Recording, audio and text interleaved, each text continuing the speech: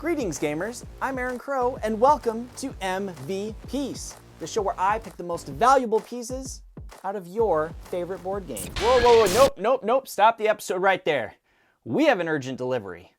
A game that's topsy-turvy, bonkers, and unquestionably mad. It seems to be making gamers curiouser and curiouser.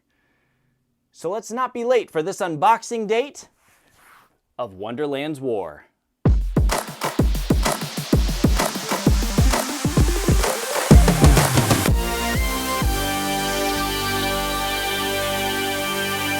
my gosh, I'm excited for this one.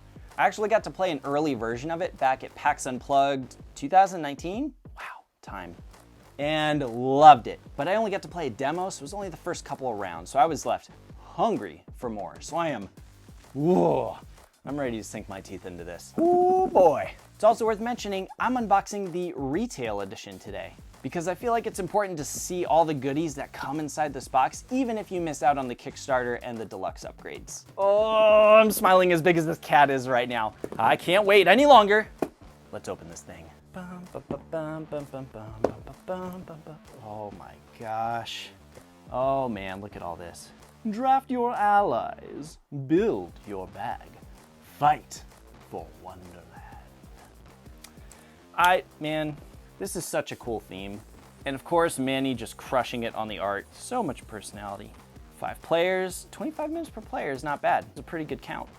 I like that part. Be gone, plastic. You cannot keep us apart. Oh yeah. That first time opening the box, it's just something so satisfying about it. Bam.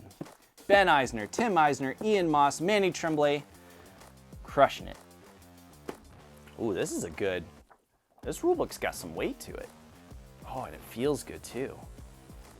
Oh, new rulebook smell.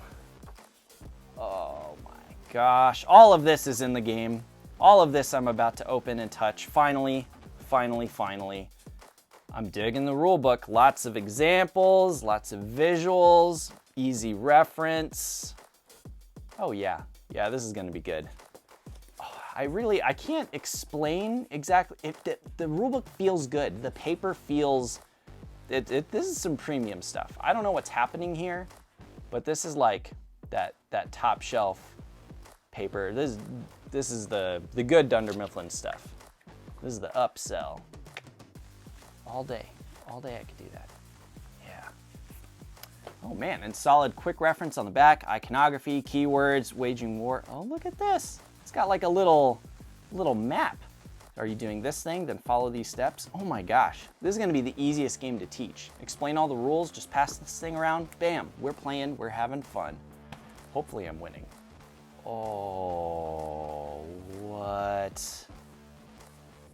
Oh man, honestly, the Kickstarter was so long ago, I kind of forgot, but man, there are art prints. These are freaking great. Madness, the only resource worth losing your head over. Meow.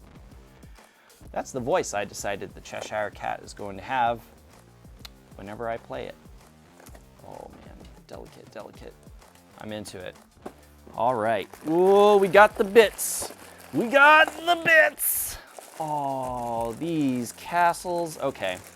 Ooh, all right. Let's try to. I'm excited. I'm getting a little ahead of myself here. Let's try to do this in order. So, first up we have, and I guess we could leave the rule book out so that we're correctly naming everything, but I think we're pretty good here. But I believe these are madness shards. Oh, they are 40 madness shards. Yes. So I know certain powerful actions you can take or cards you can take are going to build up your madness, which can potentially be bad and add some madness to your bag, which is going to interrupt your chip pulling there. Oh shoot, freaking losing them. Oh, okay. This is my first unboxing video, so you know, I'm winging it. It's gonna be a little clumsy. Oh yeah. Shards look good. those little acrylic jewels are just, they're always winners. They just always look so nice on the table. I like it. Hey, speaking of acrylic jewels that look nice, we have some other things. What are these? Oh, these are also madness, but they're like the 5 values. Oh man. There's a lot of those in here. How mad are we getting here? How mad are we getting here? And that's the thing I just did, so. All right, so we have our followers of all 5 colors here, which are your classic meeples. These are big though. These are much larger than kind of your standard like Carcassonne meeples here. Yeah, these are big guys. Cool. Got a bunch of those. How many exactly? 14 of each color. Cool, and yes, purple. I love me some purple player colors, and you just, oh, you gotta love it. And such a good purple. This is a good, like, yeah, we're getting that out here. This is a solid purple. This is like a violet. I am into it. Followers. Okay. Another thing I'm noticing as I'm kind of haphazardly taking all of this out is it looks like this is gonna be fairly uncomplicated to put back inside the box. I may have spoken too soon, we'll see, but all right. So in each of the colors, I'm opening purple. Each of the colors, we also have our castles, castle markers. Yeah. Oh, these are cool sculpts. Oh, these are good.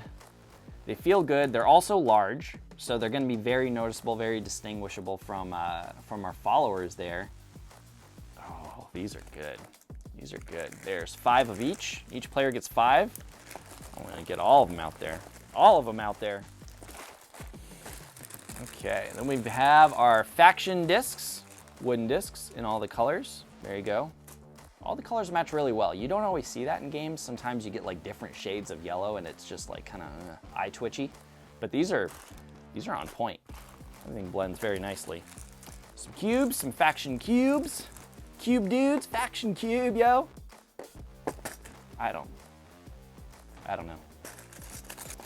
Ooh, our acrylic stands, because there are a lot of characters. There's leaders and Wonderlandian. That's a fun word to say. Lots of Wonderlandian and leader standees to get popping up that table. Ooh, and here's where a lot of that madness is coming from. The good old, what is it, shard die. Good old shard die. Roll that, you're either getting 1, 2, 3. 3 shards of madness. All right. So this is a bag building game, so we're buying various chips with different abilities and we're putting them all in our bags. So we have our 5 player bags here. Good quality. I haven't really seen any loose threads, which is like another thing you just tend to see from time to time. These are good. Oh yeah. I am gonna fill this thing with the best of chips and probably some madness. It's probably happening. Perfect. Bags, can never have too many bags. All right. So these are the Tea Party cards. So 1, 2, and 3, easily distinguished from the different phases. And they are going to be your main way.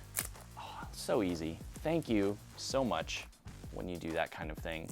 Pop, pop. We're just gonna look at phase 1 for now, so I don't make too much of a mess here. But these are the main way you're getting chips. So they tell you how many followers that you can put out in Wonderland and the chips that you can get.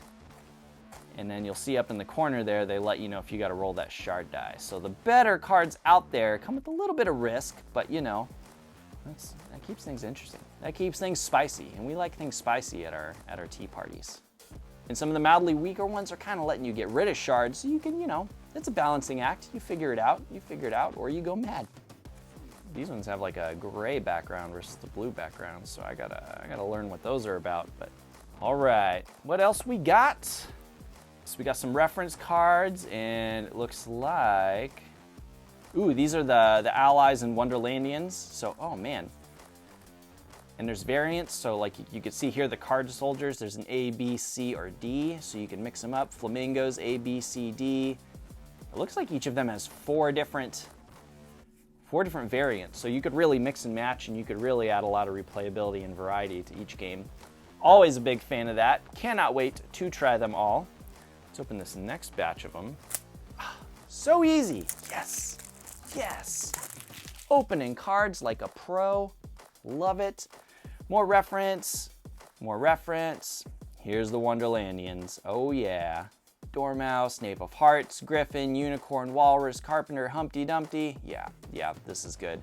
These are like the special artifacts you get with unique chips that do special things.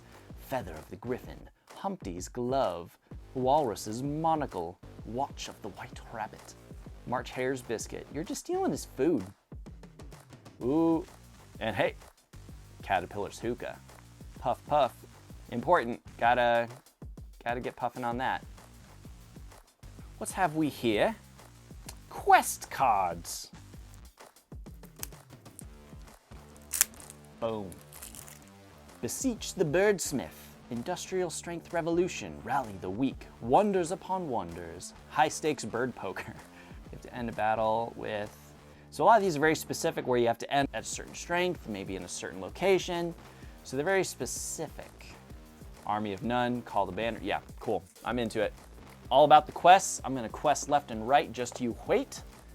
What have we here? More quest cards. I'll be questing for days. Oh no. Oh, come on. It was going so well. First try. Yeah. Ooh, some wager cards. Wager cards. I'm actually not familiar with wager cards. Looks like there's a set for each character. So we're wagering on what other characters made. The outcome of something. Interesting. Wager away. And a few more quest cards. Paint the roses, win the garden croquet, befriend them all. Oh, I plan to. Quest cards. All right. And it looks like that's it. Yeah, right.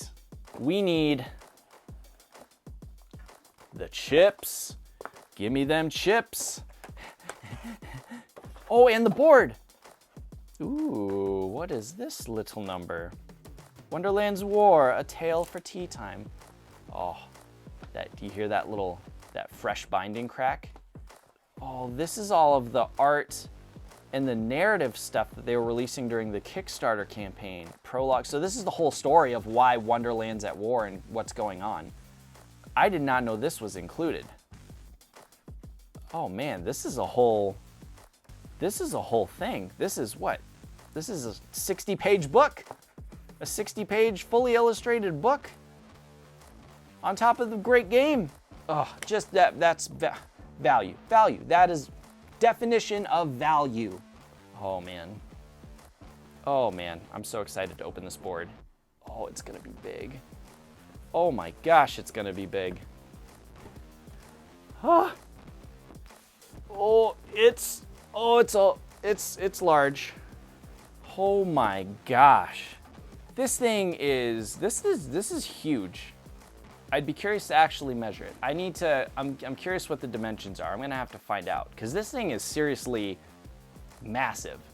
And on the topic of massive boards and just the whole general solid production of Druid City games, the board for Pebble Rock Delivery is almost ludicrously big. It's almost too big. And it's great, but man, that thing will dominate your table. Man, this is thick too. I was not expecting it to be as large as it was. Ooh, we got our character boards, right? Is that what we're calling them? Player faction boards, my mistake. So here is all of your quick reference. This is all of the stuff that's making each character play unique and different. Is where you put your chips and you can get your upgrades to do all these cool fancy things and your abilities. Leader strength you can upgrade. Oh yeah. These are also, yeah. Oh, that's a good board. That's a good board. You love to see it. You love to see it. Oh, and there again, we had that awesome reference tree, which is just walking you through your turn and each step you need to take. And now it's on a even easier to pass around the table. Oh yes, you need the reference sheet here. Enjoy. There and the chips. Oh yeah. Oh, this is what the game is all about, folks. Chips and chips and chips and chips and chips. Look at that. Feast your eyes on that. How many? How many? There are, oh my gosh, they're all broken up into things. So there's 20 faction starting player chips, 30 faction artifact chips, 24 tools of the Wonderland chips, 25 forge chips, 34 madness chips, 7 poison chips, 95 ally chips. That's so many chips. I'm gonna fill my bag with all these chips.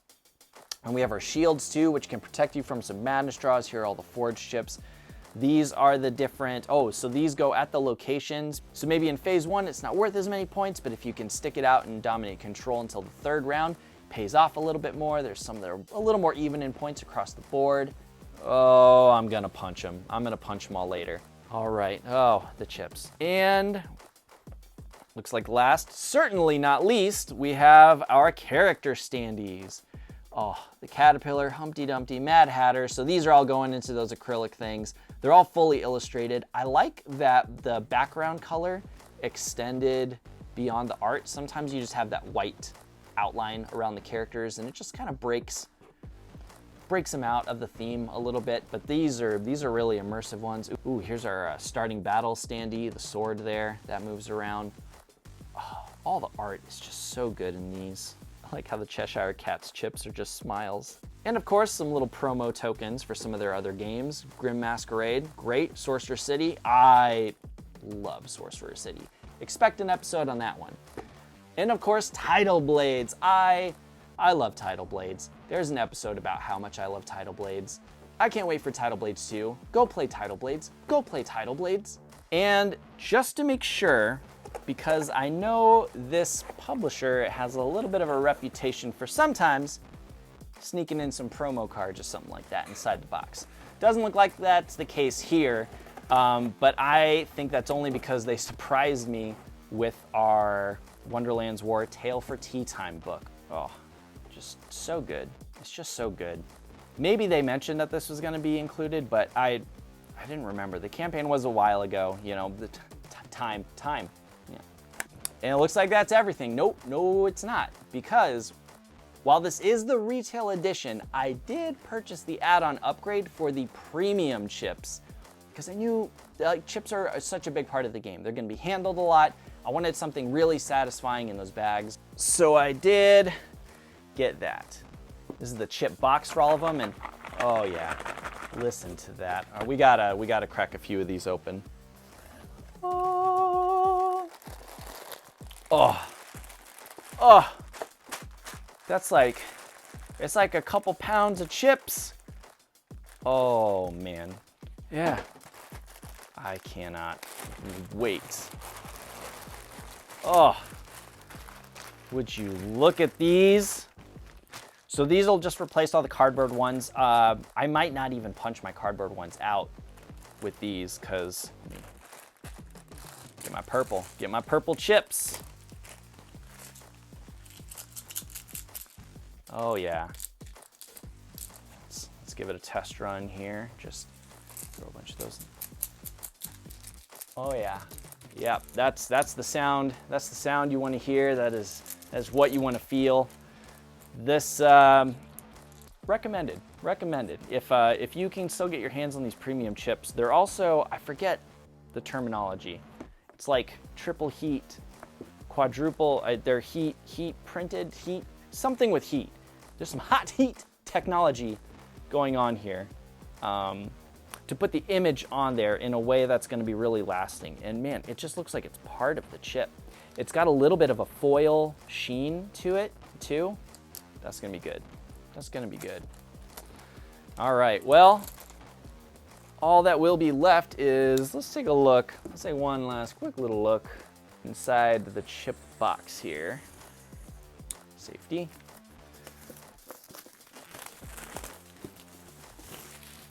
Yeah. Oh, there it is. I was trying to slide it out, but no, it's got a magnetic lid. Of course it does. With the game trays. This is gonna look all neat and nice when they're organized. Oh, it's even got a custom tray there. Got a little Cheshire cat and a nice quick little reference, a little map. Oh, this was, yep. I'm happy. I'm happy about this purchase here. But honestly, even without it, the quality of these chips, these are thick cardboard. I'm gonna punch one out. Oh man. Yeah, that's good. They actually might be, no, they are the same size. Yeah, they're the same size. Yeah, either way is gonna feel good. And that's, you know, wow. Just Wonderland's War, crushing it. Absolutely beautiful components. I cannot wait to play this game over and over and over again. But you know, I might actually not be able to wait even more for my eventual Wonderland's War MVPiece episode, because I have a feeling it's gonna be a tricky one to try to pick a single one of these pieces that I think is the single most valuable piece of this masterpiece that I'm looking at right here. So I'm gonna have my work cut out for me, but I'm excited to do it. Thank you for watching. I will see you next time on